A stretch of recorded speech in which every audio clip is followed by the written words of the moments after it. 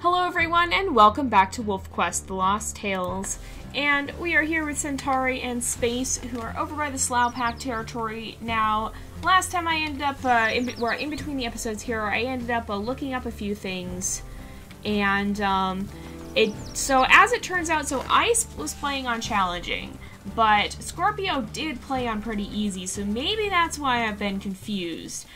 Because we definitely seem to be having a harder time of things than Scorpio, and that could very well be the reason. So, Ice didn't exactly have an easier time of an easy time of things anyway. Here we go. So there's a Slough female.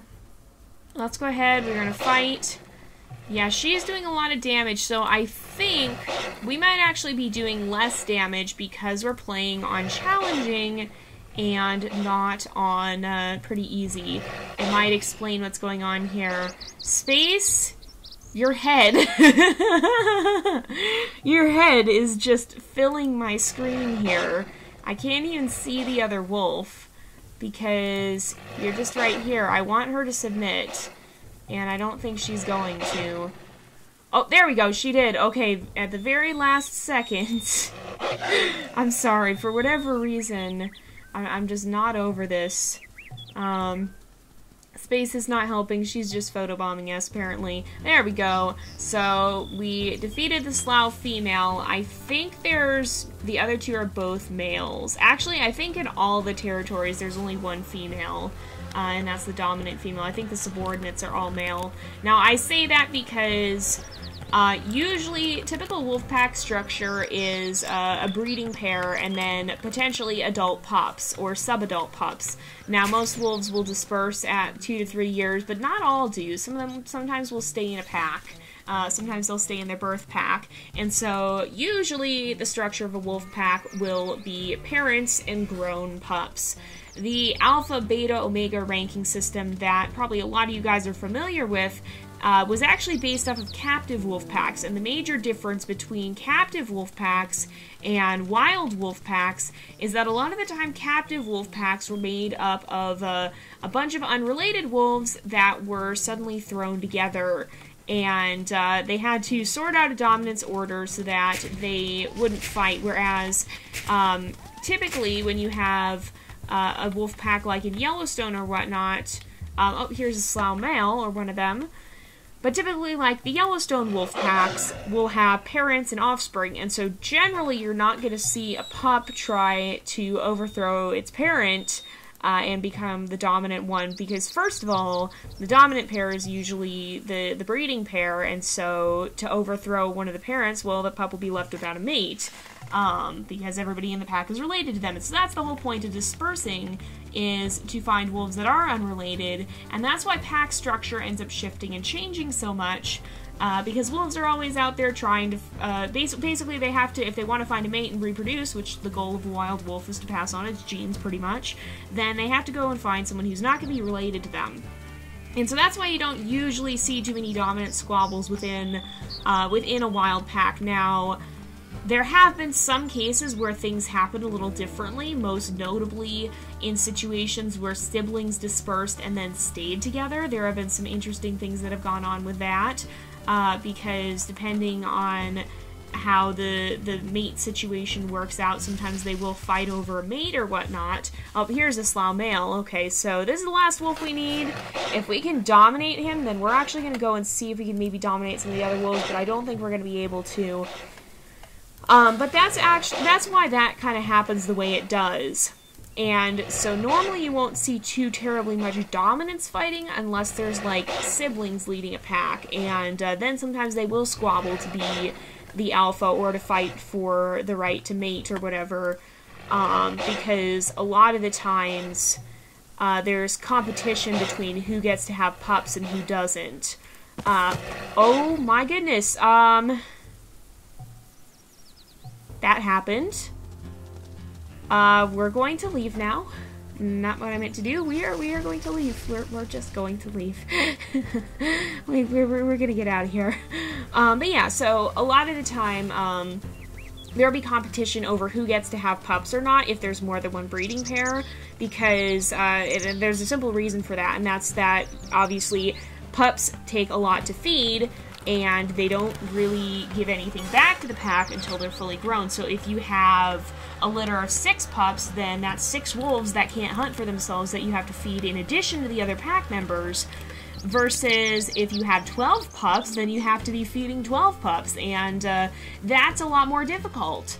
And so oftentimes, if you have multiple breeding pairs, you'll see a lot of competition over which one is dominant and gets to have pups. And so that's when dominant squabbles start to happen. That actually happened within the Druid pack, because they did have, I think they had 3 breeding females at one point, and they did squabble amongst themselves for the right to be the one to have pups. And sometimes multiple wolves did have pups because that pack was huge during its heyday, and had a lot of wolves. It was actually one of the, I think it's the biggest pack on record, but it's the biggest pack in Yellowstone. Now it's now disbanded. The last Druid wolf has actually passed away, and its descendants, however, do live on and have branched off into some of the current Yellowstone packs. But that did happen some within the Druid pack because there were multiple breeding pairs. And so usually, though, most wolf packs will be parents and offspring, and that doesn't tend to lend itself to a lot of dominant squabbles, just because of the way the structure works. Now, with that said, and that always makes for some interesting, that can make for some interesting situations if a dominant wolf dies, because then you no longer have that structure, and sometimes then you do have wolves that try to overthrow, or sometimes you'll have wolves that try to come in and court the wolf that is now alone, whose mate has passed away. And so sometimes that lends to some interesting pack structure situations, because wolves do actively avoid inbreeding, and so, because that comes with all sorts of, we've talked about before that this comes with a lot of genetic bad things, and so inbreeding is bad, and so wolves will actively avoid that. But it usually either means the pack disbands, or it does sometimes create an opportunity for a wolf to come in and either take the place of leadership in the pack, or try and woo away some of the wolves in the pack. And even sometimes happens in packs that do have a normal structure, because of course sometimes those wolves that don't disperse will kind of change their minds when a potential mate comes along. Not that the rest of the pack is too happy about having a trespasser. There was a very, very famous wolf who was known for trying to court wolves out of other packs, and so yeah, it can get interesting sometimes. But as a general rule, most of the time, still specimen female, still not the dominant male, but most of the time that's how the pack structure works. And so that's why I look at these guys and say the most aggressive ones are probably the dominant male and female, because it usually does tend to be a male and a female. And then the subordinate is probably the one that's a little bit less aggressive and maybe more inexperienced, maybe is going, oh, I don't want to fight. I'm just a young pup. I don't really want to get involved in this fight. That's why I tend to assume that the less aggressive wolves are the ones that are probably grown pups that maybe just don't have the experience to feel confident fighting, and would rather let their parents take care of chasing off the intruders and whatnot. But yeah, so that's also, we talked about why the Alpha, Beta, Omega pack structure doesn't really, it's not really accurate in most wild packs. The only time alphas are used to describe a wild pack is in the situation where you do have multiple breeding pairs, and usually when that happens you do have a dominant pair. And so in a situation like that, so an example would be something like our Galaxy pack. We had 2 breeding pairs of wolves simultaneously within the same pack, but Nova and Equinox were the alphas, whereas Andromeda and Orion were a breeding pair, but they were not the dominant ones. They were subordinate. They weren't the pack leaders. And so that's kind of what that situation would be. If something like that happened in real life, which in rare situations it has, There's not necessarily always a lot of documentation on these things because a lot of it happens in places that are unseen. Yellowstone is a rather unique ecosystem because the wolves there are very actively monitored and tracked, and so we are learning a lot about them from watching them specifically. We get to see quite a lot about them and the way that they're interacting with their world because we can monitor them so closely.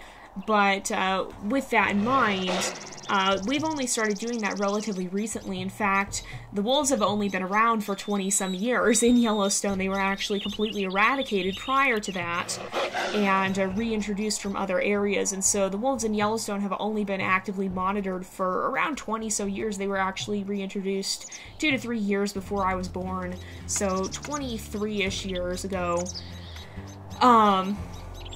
And so we're still learning quite a lot about them and a lot about the way they work. Oh, I see a cougar. We're going to chase this one off here. Let's see. Oh, we didn't get to bite. Alright. Bite. And just make sure we get out of the way before it can scratch us. Alright, we got a bite in there. Get a bite in there. Not a happy cougar, but this is a carcass that we want.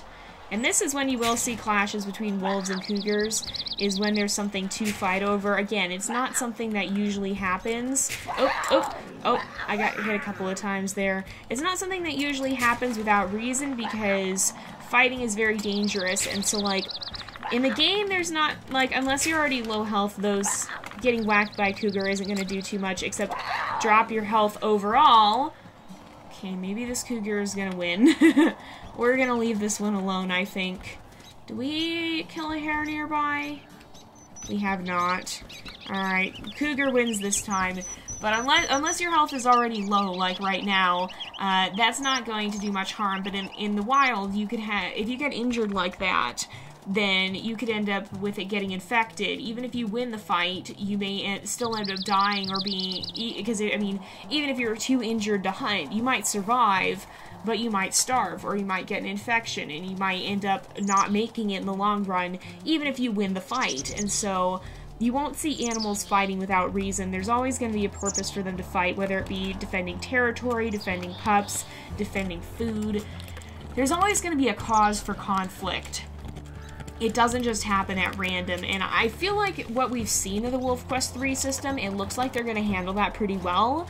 There's going to be a lot of incentive to not fight against the packs that are defending their territory, and of course there will be incentive to fight in the Slog Creek mission when you have to be the one defending your territory, and then the goal will be to make the other packs not want anything to do with you because you have something to protect, and that conflict is going to cause you to stand your ground, and that's not something they're going to want to have to mess around with. I'm going to revisit that cougar and see if he's still there, but otherwise we will follow these scent trails. Is the cougar still up there? Looks like the cougar moved on. Yeah, I don't see it. Okay. So, we'll leave it alone. The cougar won that round. We know when we've been beaten. But, okay, you again. I still want to see if we can find the specimen male and just test again, because I have a feeling it is difficulty related. I think that's what's going on here. And honestly, probably some of you guys have brought that up by this point, so I'm sorry, I didn't see it. I'm pre-recording this. I don't have a chance to respond to your comments and your thoughts on things and your input in between, unfortunately. But, yeah. So, let's head down here, or actually, let's head back up here first and we'll eat. Alright, we don't even need to eat, do we? Okay, we'll keep heading out of the territory then. But yeah, so some of you guys have probably already said this. That is, I think, what's going on. Oh, pardon me. Yawning all of a sudden. So yeah, at least that's one mystery solved. But let's keep going here and just see if we can find our way back up here. And find another wolf. I want to find the specimen male, because I'm pretty sure it wasn't a glitch. I thought maybe it was, but I think it's probably just the difficulty difference. Nope, still you. Now he doesn't want to show up. He doesn't want to get in a fight with us. Maybe he saw what happened to that slough male who stuck around for too long. Yeah, I don't think Centauri meant to do that, but he wasn't about to back down because his health was still good. And yeah, that's something that's important too in the wild, is to know when to back off, because ultimately, so a wolf's goal is going to be to pass on its genes, but it's also basically to preserve itself. And so, unless pups are involved, most of the time, a wolf will back down. Like, even over a territory skirmish, it's a lot better, unless you have pups that need protecting, it's a lot better to not die and back off than it is to die defending your territory, basically. So, even in territory skirmishes, packs will sometimes flee if they're overwhelmed. Packs have been chased out of their territories before because a stronger pack comes in. And it'll be interesting to see if you can accomplish that. Like, if you were to kill a pack wolf somehow, if you manage to do that. There's a bear! Alright, we're gonna chase this guy off. If you were to manage to kill a pack wolf and sufficiently prove yourself strong enough to be a threat to them, I wonder if they would start to get, don't get hit. I wonder if they would start to get more, oh, there's lightning. I wonder if they would start to get more cautious of you. Okay, this bear, oh, don't get too close, space. Alright, now he's starting to get the hang of things here. He's starting to figure out my tactics. Oh, there we go, he got a little confused again. More lightning. Alright. Nope, we want that carcass. Get out of here. Get out of here. Is he gonna run off? No, he's really being stubborn. He's not too intimidated by us here. There we go. We made it clear that this is not worth his trouble, and we won the carcass. Now, unless we were really hungry, we probably wouldn't be doing that in the real world, basically. Oh, and here is, oh, right over a carcass, too. Alright, now it looks like it is a fight for food, pretty much. This would be more of a situation you'd actually see, and this would be more when you'd be seeing a lone wolf standing their ground on pack territory, probably, as if they really wanted food or something. But they'd have to have a good reason to do that. But it would be interesting to see if you end up changing a pack dynamic. For example, if you were to, say, end up killing one or two of the pack wolves, so that there was only one or two left in the patrol. It'd be interesting to see if that ended up, like, if that would make them more likely to flee from you if they were alone or whatever. It'll be interesting to see how that ends up working out in WolfQuest 3. It's definitely something we want to play around with. I also want to play around with different types of wolves because, of course, there's going to be the majority that probably just seek out a dispersal, but I could definitely see us having wolves that are a little bit more bold and a little bit more adventurous, trying to actually woo a wolf away from its pack. Again, it has been documented. It was pretty rare, but there was a wolf that was known for that. That was called the Casanova wolf, who was known for trying to court wolves within packs, and not dispersals like most wolves would. And so it'd be interesting to see if we would have a wolf that would succeed at that, because I believe that is going to be something that's possible within the next version. Because again, if you think about the fact that packs are made up, for the most part, of parents and older pups, well, then it stands to reason that a lot of those older pups don't have mates. Like, in fact, all of the ones that are staying probably don't have mates. It'd be very rare that something like that would happen. And the parents would probably not appreciate having a strange wolf in the pack, because then again, you'd have another breeding pair that might try to overthrow them. And so that would be a situation that would not be good. And so that's why most of the time you'll see wolves dispersing.